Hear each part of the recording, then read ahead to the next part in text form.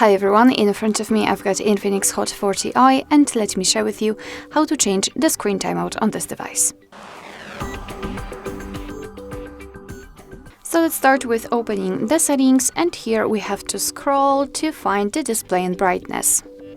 Now let's scroll and localize the screen timeout. It should be under this display section kind of.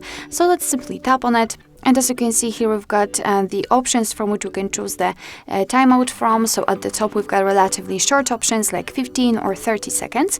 And at the bottom, we've got the longest option, which is available here, 30 minutes, which is also currently applied.